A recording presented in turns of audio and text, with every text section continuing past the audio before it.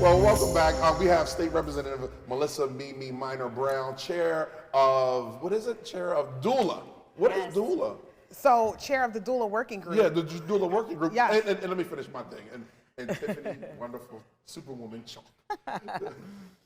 What is DOULA? So a doula is a trained professional that works with a woman who is pregnant during the birthing process and postpartum. And this doula serves as this woman's advocate and also ensures that her birth plan is carried out while she is in the birthing suite delivering her baby. Nice, nice. And let me say this. Coming up next, Melissa Minor Brown. Ladies, for what you're doing. I knew nothing about Black Maternal Health, right? I don't give babies. You know, have them, deliver them, I don't, you know. So when we had the event last week, I'm sitting there like, oh my gosh, like, I guess every woman of color goes through this, you know? And matter of fact, before I can say goes through this, Tiffany, what is Black Maternal Health? What is that? So Black Maternal Health is basically the maternal health journey of a Black woman, in short. Okay, right. and what are some of, and I know you're fighting some of the inequalities of it? Very much Inequities so. of it, excuse me. Very much so. We all know that there's a lot of racial disparities in healthcare, period, right? But there's, in the past year, excuse me, I'm stumbling over my words, but in the past years, it's really been highlighted and brought, I would say, to mainstream the problems. You know, we've been doing this work for a long time. I myself have been doing this work for almost 15 years in this space. But I would say in the past years, it's really brought a lot of awareness, mainstream, to some of these disparities in healthcare, specifically Black maternal health. COVID and going through the pandemic really put a spotlight on some of the disparities that we knew were already in place. Did you want to add to that, Mimi? All I can say is Black maternal mortality is an epidemic right now. Black women are dying, and we are trying to bring awareness. 3 times. Black women are dying. No, let's say 3.5 times. Black women are 3.5 times more likely to die than their white counterparts, and it does not discriminate when it comes to socioeconomic status. So we need to work on not only just improving the Black woman's experience when they are pregnant and delivering a baby in postpartum. I feel like every Black woman that I come in contact with these days has had an experience that was unfavorable. And then, you know, Delaware is actually amongst the highest in the nation when it comes to infant mortality. Is it? We rank 28th in the nation in regards to infant mortality. This little state. Yes, and Black babies are 3 times more likely to die than their white counterparts in Delaware. This little state, We have a lot of work to do. Yes, clearly, and clearly you have taken action. And before the show started, I went over to both of them and I thanked them. I thanked both of you, and I want to share that with our viewers, that I thanked you for starting the conversation and being so vocal about it, because it needs to be heard. It needs to be heard, and the education, the resources, just having that conversation and being comfortable talking about it. I think that's something that, you know, even just as a female, we don't want to talk about our health with everyone. We're very private.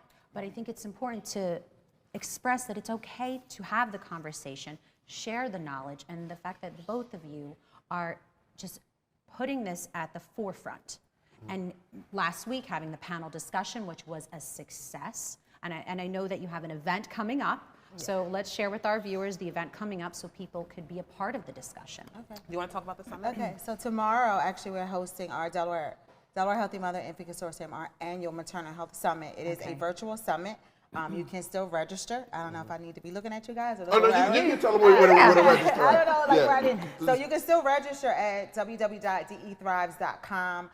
This is the 16th or 17th annual. Don't quote me. I spoke at the first summit in 2006. I shared my story, and that's how I became a governor-appointed member of the DHMIC.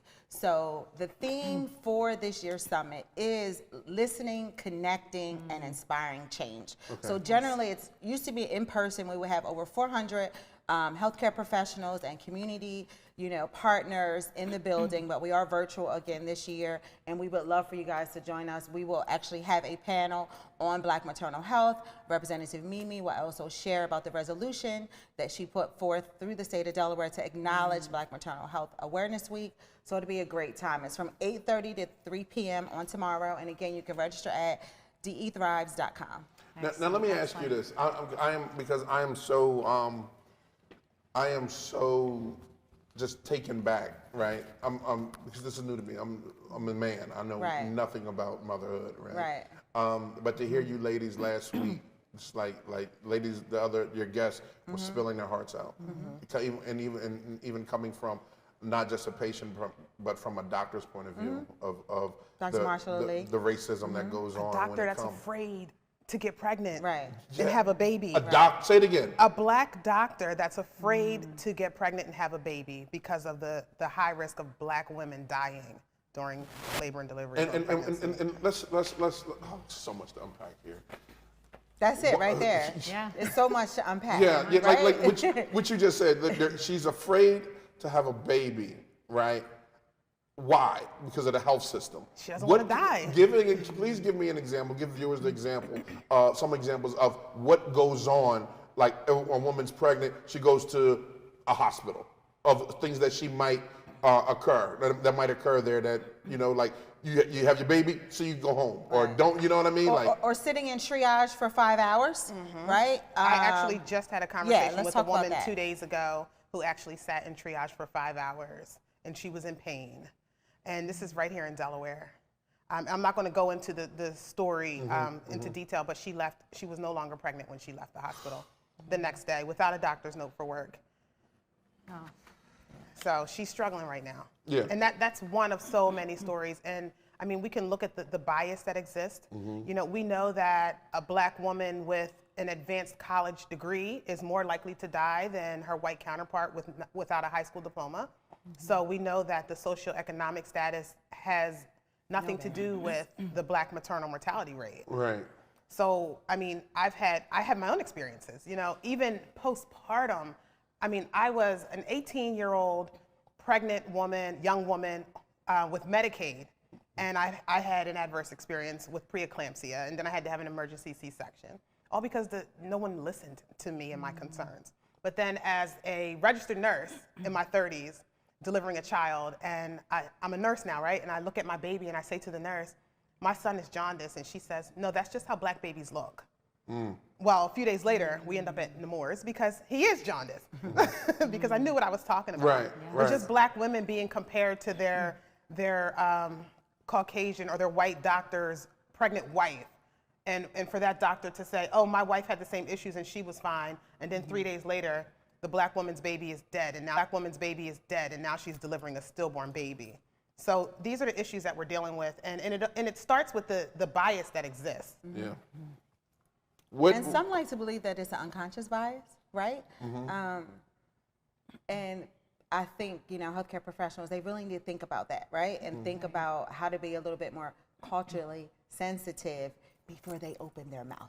And culturally aware. And if we could, it's interesting because we definitely want to see more diversity in our healthcare system. Right. We want to see more culturally aware providers. We want to see more black doctors. We want to see more black nurses. But we also want to make sure that the non-black providers are aware and able to treat black women the same way they treat white women. We want to make sure that everyone's being treated holistically. That the color of your skin doesn't make a difference on the type of healthcare that you're going to receive. Right. Because we're seeing this is data, right? It's not like we're just making this up. The data proves that this exists. That's what I was going to ask you. Like, this is data, right? Because it's easy for someone that to walk in and listen and be like, oh, that doesn't happen, or but you're telling me that we're 28 in the nation of black babies dying. Yes. Right. Data doesn't lie. Okay. All right. The infant, the program that you have tomorrow. Okay. What can people expect to hear, to take away from tomorrow's event? Because it sounds like people need to be there, regardless. Or listen. Or listen. And the great thing listen and close their mouth and listen. I think that's what's most important, and that they need you to keep continuing to put that conversation at the forefront. Because I didn't know that statistic, and that's disheartening. That's really disheartening. Delaware's small. If you would have seen the audience that came, the live audience, there were the white women and black women in there. You know what I mean? It wasn't just like all black event. It was white women said, yeah, that's wrong. They know that it was white doctors, if I wasn't mistaken, that was there. It was like, that's wrong. I lived it. I know. Yeah. So the takeaway for tomorrow, right? Yes. What can young moms, you know, that live on the north side, live on the west side, that are the surrounding areas, that what can they expect to hear, or why should they attend? Well, we're going to talk about advocacy. We're going to talk about just Black maternal health in general, but we're going to talk about for the Black woman. And see, I mention this all the time. It's not when we educate the Black woman, we're not really educating her on how to stay alive. You know, because we need to educate our clinicians on how to keep us alive. But but we do need to educate the Black woman on how to advocate herself in the provider's office. And if you don't feel right walking out of there, then you need to go find another provider. Yes. You need to know that you can go find another provider. Because I feel, we've heard this story before, that a lot of women feel like they don't know where to go, or they have to stick with this doctor. And also for tomorrow, for the Black Maternal Health panel, we'll talk about STAND. So STAND is the acronym that we are driving the work for the Black Maternal Health Work Group.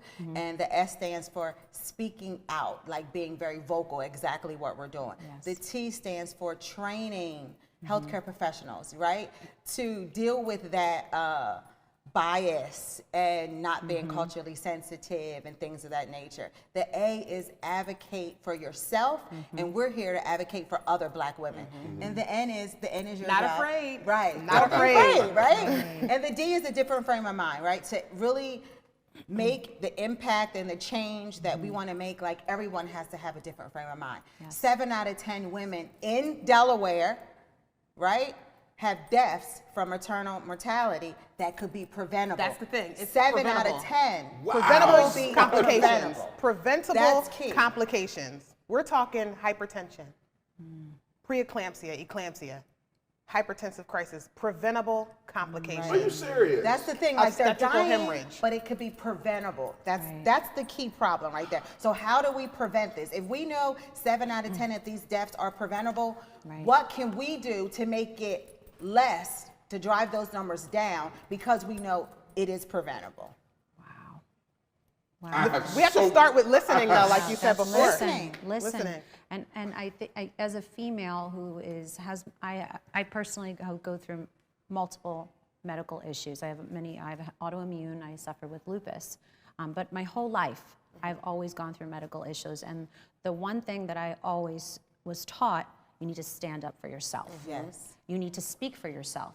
You need to make sure you're taking notes. Yes. You need to make sure that you ask the questions. I was always told that you're given 15, maybe less minutes with that doctor, and you're just another number. So you have to be very vocal. And it's important that we need to educate. Yes. I mean, anyone, even Right. you, Ivan, if you're going to the doctor, you have to educate yourself that you are your own doctor. You need to speak up and advocate for yourself and your family. Right. And I was always taught that. And I think that what you're doing, just like the STAND, I love that. I love what it stands for. Thank you. And that it's okay to get a second opinion. It is. That I think that, having that conversation with women, that it's okay to get a second opinion. It's okay to speak up, ask questions. And I think that's so amazing what you're doing, ladies. Thank you. I really do. And that's why, sorry to cut you off, but No, that's why no, we're please. highlighting the importance of doulas. Yes. Because Yes, the yes, studies yes. have also shown that when a woman has a doula enrolled in her care, the number of Black maternal mortalities has significantly decreased. Wow. So doulas bring better outcomes because that is your advocate. She's telling you, you know what? This isn't a good situation. Let's look at this. When you go to your appointment, ask these questions. Nice. Yes, see, that's perfect. You're coaching. Yes. You're coaching them through it, because it is intimidating. It really is, and I'm sure you both know it's intimidating. When you go to the doctor in general, it's intimidating. Right. But I'm sure as a Black mother or Black future mother, that she wants to feel confident and feel that she's getting the proper care. Exactly. And I'm glad that we're having this discussion and we're continuing this conversation. And I think another panel discussion on DETV needs to happen. I really do, because it's intimidating. It's scary. It is. And the language that is used, I don't even understand some of the medical terms that are used. And I'm always learning.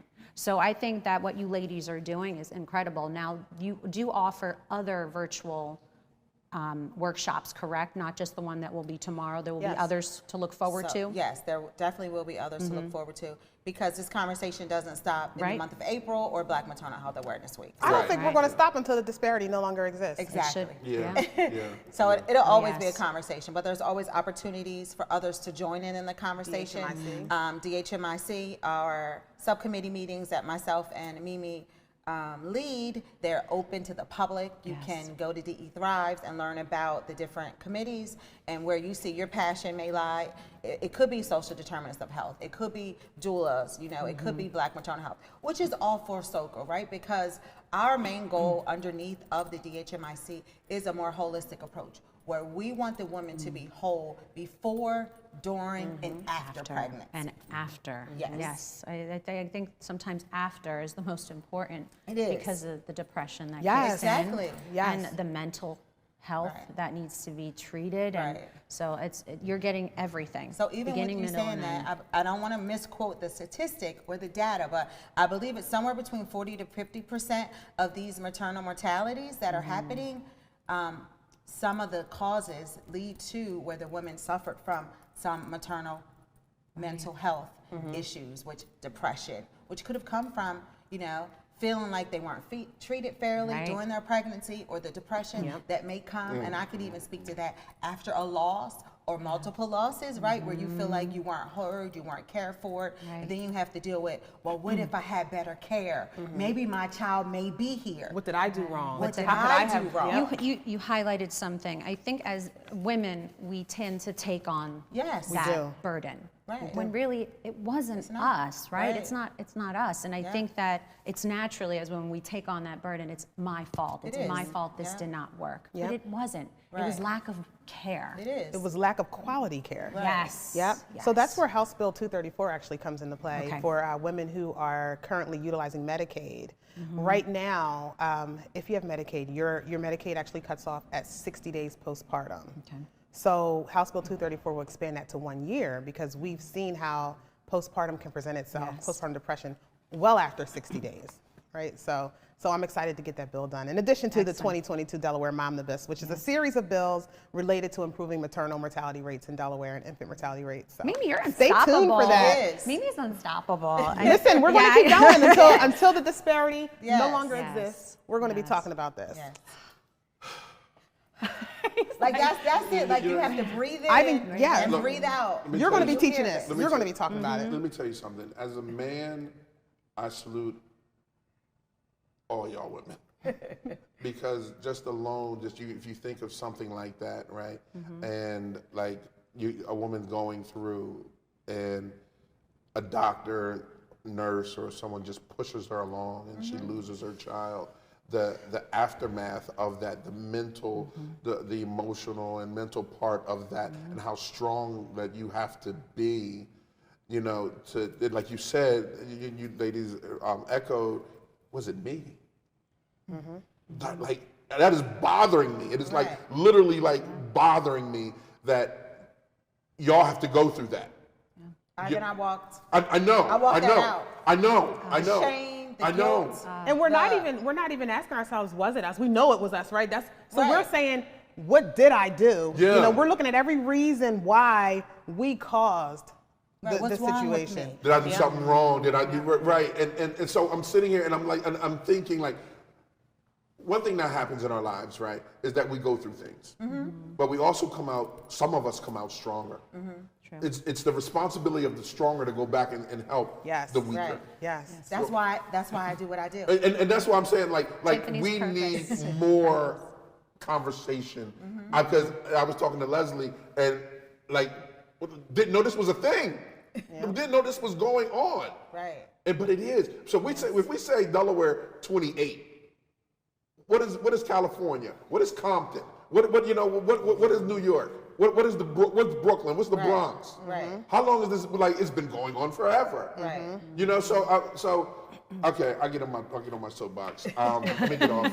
Look. No, But we need men to be a voice Yes. as well. Yes, So thank you, Tiffany. Stay on your soapbox. Yeah, Yeah, man, maybe that's what it is stay. too. Like maybe men need to be a part of this conversation. Yes. I agree. Right, I a agree. whole lot. And again, I see white women a part of the conversation because they see what's going on. And you know, Martin Luther King had people that didn't look like him march with him.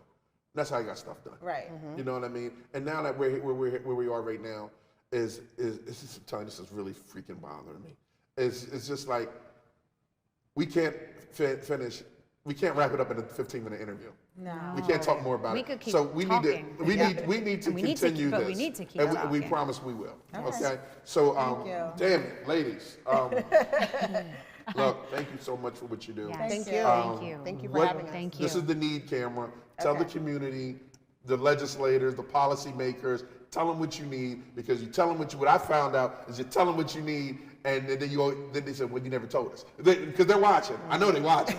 You know what? So to the individuals who can make that change, who have the ability to create policy and advocate funding, we need you to be intentional about addressing Black maternal mortality and infant mortality in our state. For the community, we need you to speak up and speak out about about the disparities that exist, about the inequities that exist. Tell your story, because I know most of you have a story. Right. Your wives have stories. You have stories. Your grandmothers, your mothers have stories. We need to talk about it. We need to keep the conversation going. Is there a hotline? I'm going to get to you real quick. Is there a hotline that they get like pound 711 or something that they can reach out and talk? Because some of them. That's a good idea. I didn't think it. Yes. There will be. Yeah, there should be. Okay. To add to what Mimi said, because she said it so eloquently, her story, like what we didn't talk about her story, but one of the main things with her story is we want to elevate women's voices. So we want to hear your stories. So we need that hotline, and we need some type of portal where you can reach out to us to share your stories, because speaking up and speaking loudly is what they need to hear. Right. It's not just us. And it's not just this small demographic of women that is being affected. It's women all across the state, like she said, from. It's an epidemic. Yes. It's a public health crisis. It is. Yeah, that's exactly what it is. It is. That's what it is. So All right, thank so you guys. Thank you. So they'll be working on Yes, he our just hotline. gave us something to do. There we go. He Well, just that's what we added do. to our work. Thank you, Alan. That's what we do. You know what I mean? Again, ladies, thank you so much for coming. Yes. Vincenza? Yes. Oh, did you give a website address? DEThrives.com, www.DEThrives.com. You can find them on Facebook too. Facebook, DEThrives. Instagram. DEThrives.com. Facebook, Instagram, and Twitter. And Twitter. All right, make sure you stay connected, Black mothers, and mothers of all. Make sure you stay connected. Black men, make sure you stand up for these Black mothers and Black mothers to be.